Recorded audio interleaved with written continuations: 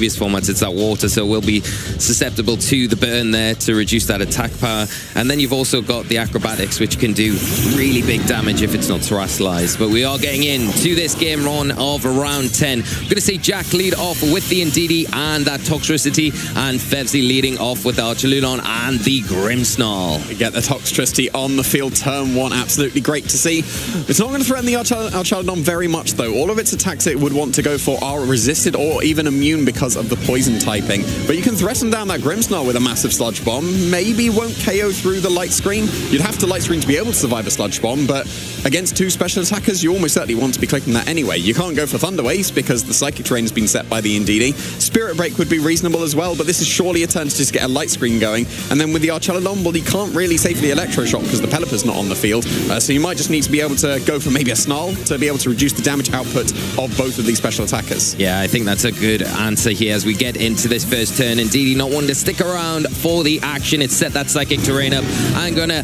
replaced with that Hydreigon now that comes onto the field. As we get into it, we are gonna see the first terastallization of the match. These players are not hanging around at all, and it is the Grimmsnarl going for that terastallization, turning into the Ghost Terra type here, just to give itself a little bit of a better security against what's coming out from it on the opposite side of the field.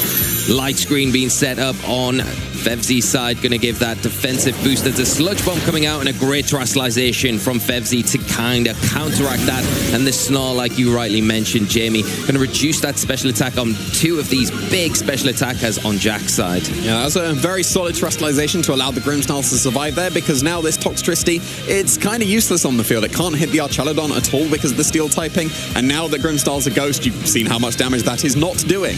But at least you've switched in the Hydreigon on Jack's side of the field, and now that the Grimmsnarl is a ghost type, you can threaten it pretty heavily with your Dark type attack. So a Dark Pulse would do significant damage. Probably not a KO because of the Light Screen. We're not seeing anything like a Choice Specs on this Hydreigon. It is the Assault Vest, so it's probably going to be a little bit bulkier, but that also means it's not as strong as the damage boosting item Hydreigons that we sometimes see as well. So this is still a really solid position for Fevzi, especially because you've got -1 on both the Toxtricity and the Hydreigon. Not anymore on the Toxtricity though, because that's switching out, and we see the 4th Pokemon here is the Drifblim. Yeah, and the Drifblim going to come in, and because of the Psychic Terrain that's active, it is going to activate the Psychic Seed, giving a special defensive boost by 1 stage, and also activate the Unburden ability, which is going to give it that huge, all-important speed boost. We are going to see another terastallization, and to get around the threat of that Spirit Break from the Grimmsnarl, taking away that 4 times weakness from Fairy type attacks, it's going to revert into a Ghost type for the remainder of this game. What do we see? Is it the Dark Pulse? Yes, it is. Does it get the flinch? It does have a secondary effect. To get that, we are seeing the Dragon Pulse into the Drifblim, ticking pretty comfortably there, and it is the flinch there. Jack getting very lucky with that Dark Pulse, preventing the Grimmsnarl from firing off an all-important Spirit Break, which you've got to imagine would have been into that slot to, again, lower that special attack even further. And some nice chip on top of it as well. It wouldn't have picked up the one-hit knockout thanks to that terastallization, but there's not really much damage coming out from Jack's side of the field. Like, that was a super effective Dark Pulse into the Grimmsnarl. It just barely brought it under half. This Archaludon, it went for Dragon Pulse, but it can pretty safely just spam Snarl. Now you know the 4 Pokemon on Jack's side of the field. Acrobatics is the only attack from the Drifblim. That's not going to bother the Archaludon in the slightest, so I wouldn't be surprised if we just see a lot of Snarl spam coming out from this Archaludon. Yeah, and the other thing is the now Ghost typing on that Hydreigon is giving it a weakness to those Snarls, making it even easier for Fevzi just to lock into that. We are going to see the Grimmsnarl leave and Pelipper take its place on the field, and with it, it brings the rain. That'll be for the next 5 turns. There's an Acrobatics coming out into that slot. The physical side of things, but the Electroshot charged up, 1-turn charge in the rain, going to be able to launch that off after that all-important special attack boost to the Archaludon, and it is into the Drifblim slot. It is going to be weak. Let's do it, and a huge knockout here. Drifblim going down and not really getting too much return for Jack. Yeah, that's another way of reducing the attack power coming out from the opponent's side of the field by just knocking out in 1 shot with that Electroshot. And now the Archaludon is starting to become incredibly threatening. You're at +1 stages of special attack. You can go for another Electroshot whenever you want now that the Pelipper is on the field and the Drizzle is activated. Here comes the Hydreigon once again, and you can go for a Snarl potentially to get rid of that special attack boost that the Archaludon does have.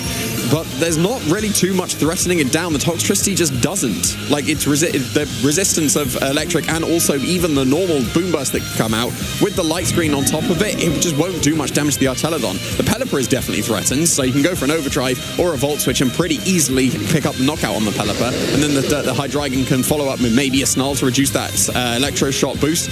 But then you're still not really threatening this Archelodon with much damage. No, I think that's the problem here. This defensive core that Fevzi is leading this game out with is so hard to break down. We are seeing the Protect on the Pelipper here as a Snarl is fired out from that Hydreigon. I'm going to try and keep that Archelodon in check there with the Snarls and those boosts from the Electro Shot. We're going to see it followed up by an Overdrive here. Protecting, of course, not hitting the Pelipper this turn, and because of that resistance there, doing very little damage and that stamina ability activating, but not really going to play too much of a part in this match as another Electro Shot doing big damage into that Toxtricity here.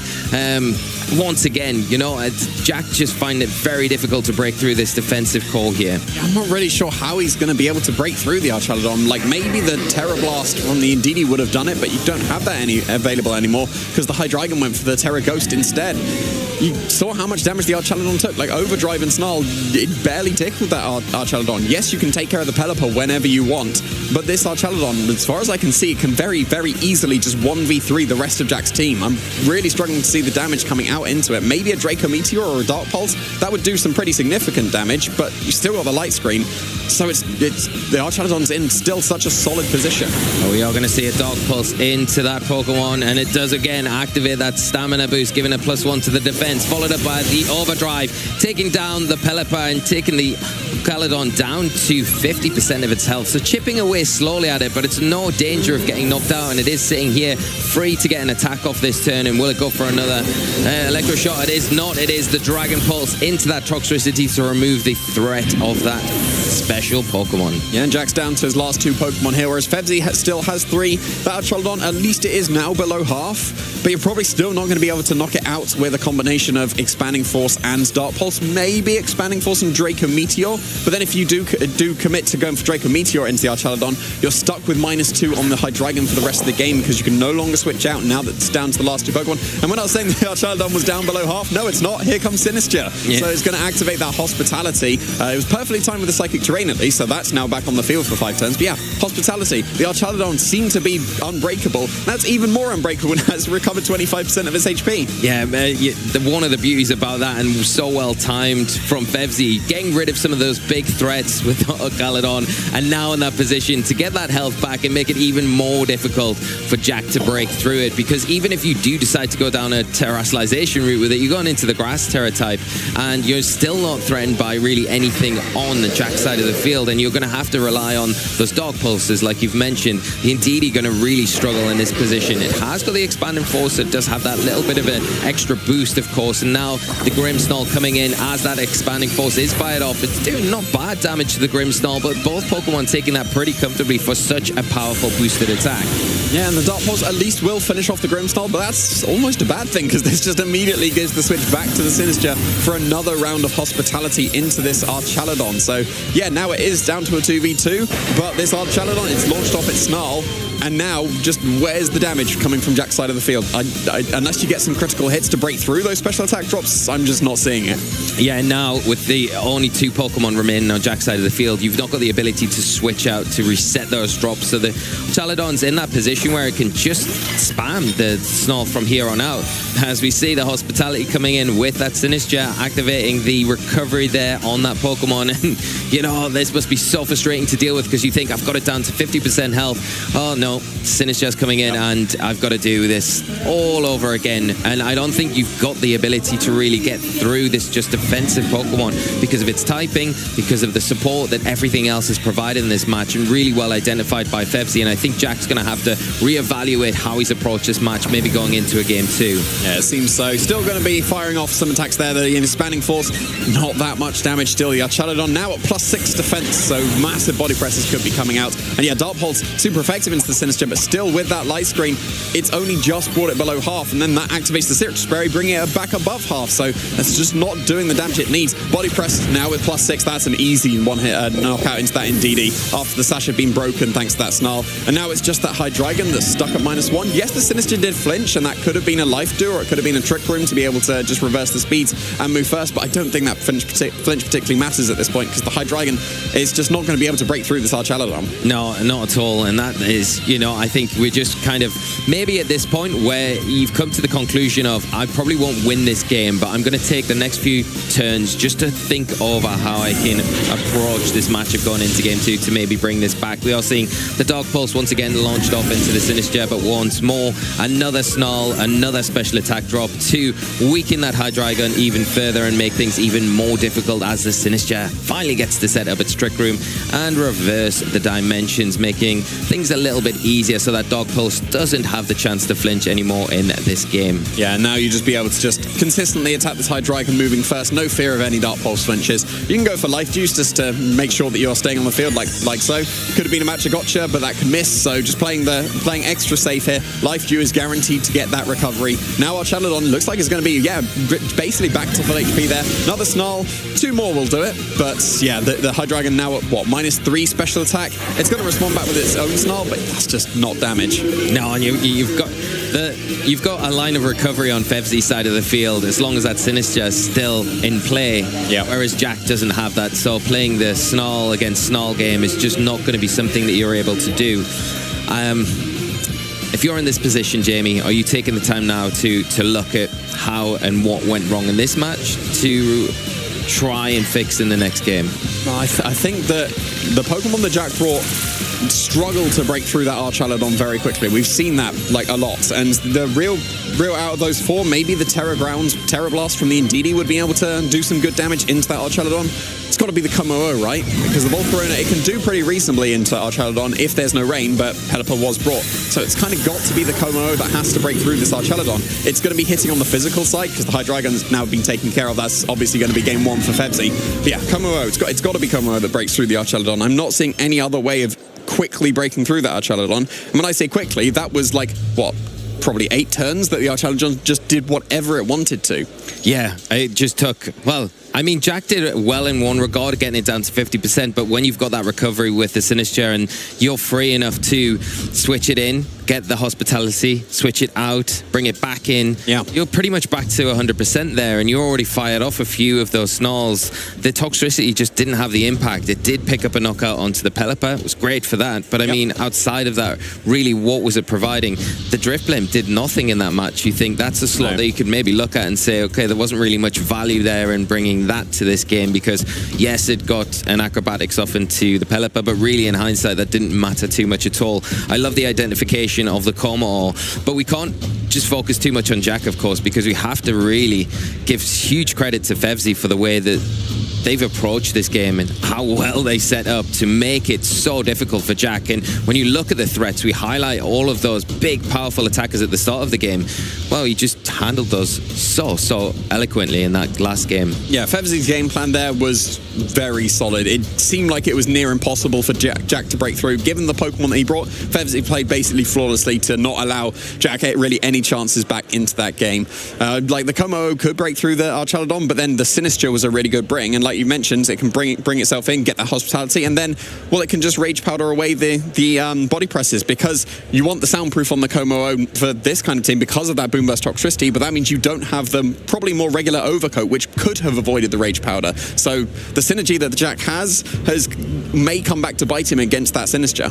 Yeah, and without a way to really break those screens once they get set up, it's so easy for Fevzi to lead with that Grimmsnarl, lock into that turn 1, and then you've got a long period to wait before that screen goes away, and then like you say, then you need to almost prioritize bringing that Hydreigon to deal with the Sinister, because if you are relying on the Kommo-o, you don't want to be in that situation that you've just outlined. You want to be removing that Sinister as soon as possible from the field, and I feel like, you know, something like the Hydreigon would be your best option to do that. Yeah, it would normally be the Volcarona because of that Life Orb as well, but you just got to worry about the rain. So yeah, Hydreigon and Toxtricity are joining the field here. It's going to be the Grimmsnarl and the Archaladon once again for Fevzi. Again, there's nothing wrong with just setting up your light screen for 8 turns again, because you're still facing down 2 special attackers. You can Snarl the Archaladon, and maybe you can Earth Power the Archaladon, because it does have access to that, and that'll be a super effective hit as well. So that could do some noticeable damage.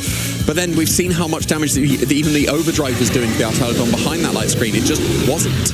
Yeah, if you are Jack here, do you maybe commit to terrestrializing the Hydreigon early turn 1 here and just lock into those snarls and then try and leverage your Toxtricity to slowly remove that Grimmsnarl, because after the light screen's gone up, it's not going to be an easy job, but by kind of spamming, keeping that Hydreigon on the field and utilizing those snarls, you're keeping the Archaludon in check the whole time, although you are boosting the stamina the whole time. So if you do have something like the Como on the back, it's going to make it a little bit more tricky to utilize that Pokemon later on in this game, if that's what we see. Yeah, and especially if the Indeedee is in the back and wants to be going for a Terragram Terrablast, but it won't have that option. But of course, Jack did not go for Terastallization here. Fevzi did, and turned into a Ghost type once again with the Grimmsnarl, but very, very nicely done by Jack here, covering for that Terastallization. Yes, that was a Sludge Bomb that didn't really do much damage, but it was followed up with a Dark Pulse as well, so actually doing some significant damage to this Grimmsnarl. There was the light screen set, and now there is that Snarl that has reduced the special attack once again. So now Jack's not really doing too much damage once again. But you would be able to KO this Grimmsnarl with another combination of the Dark Pulse into Sludge Bomb. Yeah, and I think that's the one thing that you may want to switch up this game, and we got a quick glimpse there. Jack has brought that Como on the back, so that is a different option for him to look at in this game. The Terastallization has been spent on Fevzi, but a worthwhile one. We saw how well that played out in game 1, where it was enough between the light screen and that now I guess we're going to see the Reflect, because the Grimmsnarl's able to stick around that a little bit longer, where it'll be so important for Fevzi in the duration of this game. But what Jack does next is all going to be important, because do you switch around like you did in that game 1? That slows your momentum down, or do you just go after targets that you can take down and then leave the Archaludon to last? But we are going to see the Reflect from the Grimmsnarl, the Dark Pulse coming out, and it is enough to take this down. Now this Toxtricity we know is locked into the Sludge Bomb. It's going to go into Archaludon, and it's not going to be... It's going to have the immunity, so not going to do anything this turn, while the Snarl could be an option here that is just fired off again. But it is the Dragon Pulse here. Can be super effective into the Hydreigon and doing some nice damage in return. So a little bit of a missed opportunity to switch out the Toxtricity to reset it from being able to go for Sludge Bombs here. But Jack surely just covering, well, I've been Snarl. Maybe that's not enough with the Dark Pulse into the Grimmsnarl for the KO, but just guaranteeing that that would be the case. You can still Sludge Bomb whatever comes in, assumedly if it's still the Pelipper and the Sinister waiting in the back. Sludge Bomb's still going to do some pretty nice damage and could be picking up poisons. Here comes the Sinister on the field. Our Challenger's at full HP, so the Hospitality not going to be coming into effect here. No, not at all. And we are going to see maybe the Sinister under a little bit of threat here. Like you've mentioned, the Snarl has fired off, so these Pokemon on Jack's side aren't hitting to the optimal damage they can, but they can start chipping away at this Pokemon. You've got to realize as well that there is going to be that a little additional damage that you're going to have to do because of the Citrus Berry, so it does allow the Sinister to maybe set up a Trick Room in this situation, which would then favor that Archaludon to be in that position where it can constantly fire off those Snarls, knowing that the special attack is the main option for Jack right now to get damage onto the field. Yeah, and it seems like Jack's gone for that Snarl, so not opting to try and go for a Dark Pulse flinch at all. Just going to be able to reduce the damage output of this Archaludon and the Sinister as well. It won't come into play for any Machagotchas that could be fired out, but we're slowly ticking up with that stamina boost on the Archaludon. Yeah, Sludge Bomb. It does get the poison, which is quite nice for Jack, but it didn't even do half damage to that Sinister, so the poison will activate the Citrus Berry and actually recover it more healthy than it would have been at the end of this turn. Dragon Pulse fired off in Toxtricity, bringing it below half, and yes, as you mentioned, there is that Trick Room, so now the Sinister and the Archaludon will be moving first. And the poison takes over, and because of it, it will activate that Citrus Berry, just giving that Sinister a little bit more of a buffer with that health recovery there. The Trick Room being set up now puts that Archaludon into a great position where it can just go for those Snarls. But is this the opportunity now for Jack, preparing for a Snarl to come out, that you could maybe get your Como onto the field? It was a little bit risky, Jamie, with that Sinister still present, and potentially could throw out a Machagotcha this time around, although not super effective, could be very disruptive. Yeah, definitely could. If your Como gets burned, I'm not sure how you break through this Archaludon anymore, but maybe you do need to risk that to be able to get into position to start dealing with this Archaludon. It can still launch off any Dragon Pulses. It's been Snarled, so it's not going to be as effective. Hydreigon is surely still in range of Dragon Pulse, though. Toxtricity, it's going to be close based on the damage that it was done previously, but then that's where the Machagotcha could come into play and just do that tiny bit of extra chip to be necessary in order to pick up that KO. And yes, here we go. No, here comes the Machagotcha, no switch in, just a tiny bit of extra chip. Little bit could be impactful to allow that Dragon Pulse follow-up to potentially KO either Pokemon here. Yeah, we do see that little bit of recovery, which is always, every little helps, of course, with that recovery there. Dragon Pulse again into the Hydreigon, and going to be enough to take it down, which does allow Jack a free switch into into something in the back. And just to elaborate a little bit further on that Machagacha, because of the burn, if we are going to see a huge critical hit here from the Sludge Bomb, taking down that Sinister, line of recovery through that Hospitality, taking away a step further forward in this match for Jack to maybe get a little bit of a momentum swing with that Toxtricity claiming that big knockout. Yeah, that's really big because, like you mentioned, there's no recovery available for this Archelodon anymore. The main issue was that it was really, really difficult to break through, but now it's on limited HP, so that is a very, very nice critical hit there through the light screen, through the snarls, able to knock out that Sinister from almost back to full health thanks to that Machagacha recovery. Assumedly, it's still the Pelipper waiting in the back, so you can start going for your electro shots once again.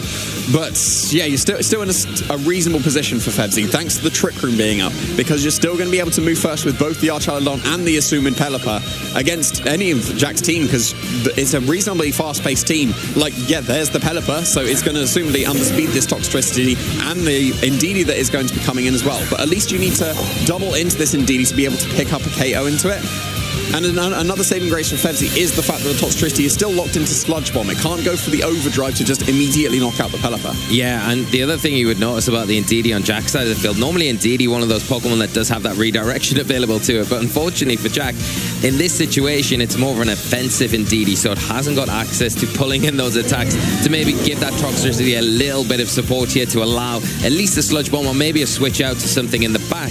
In this situation, you're going to have to lock in with some sort of attacking option onto Fevzi's side of the field. You have got the Psychic Terrain, of course. The Expanding Force is going to be boosted in damage, but if we just see a Snarl come out from that Archelodon, it's going to reduce that down once more. It's not going to be enough to pick up the Pelipper, and it leaves it open to just going for whatever damage it wants, and you would likely see it go into that Toxtricity just to remove it from the field. Yeah. Dragon Pulse coming out from the Indeedee, going to be enough to do just above 50%, followed up by that Weather Ball here, and it is boosted by the Rainin, more than enough to take down this Indeedee in its tracks. Yeah, that's easily going to be able to KO, especially with that Life Orb as well. That means that this Toxtricity has no option to switch out and lock into something else. So yes, Sludge Bomb did good damage to the Pelipper, but you'd have wanted something like an Overdrive, and now that Toxtricity is completely useless against the Archelodon because it's locked into the Poison type attack. Archelodon is that Steel typing, so it's down to this, which we can see Komo-O, that has to be able to beat this Archelodon. But the issue is that Trick Room's still up. Komo-O,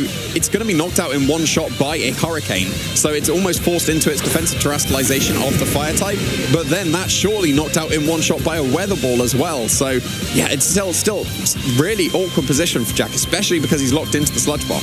Yeah, it's just not the most ideal situation to be in. Another Sludge Bomb probably will be enough, but I don't think you're going to be able to get through this turn. And like you say, the Komo-O in that pinned position where do you go for the terrestrialization to get rid of your Dragon weakness? Well, if you do that and the Pelipper's still active on the field, then, well, it's not really going to help you there because the Weather Ball is just going to be enough to take you down, especially with that Life Orb boosted. And with the Trick Room still in effect as well, the Pelipper's probably in that position where it's sitting kind of pretty right now. Yeah, it's still pretty reasonable for Fevzi. I think it's just going to come down to whether this Komo-O does go for its terrestrialization or not.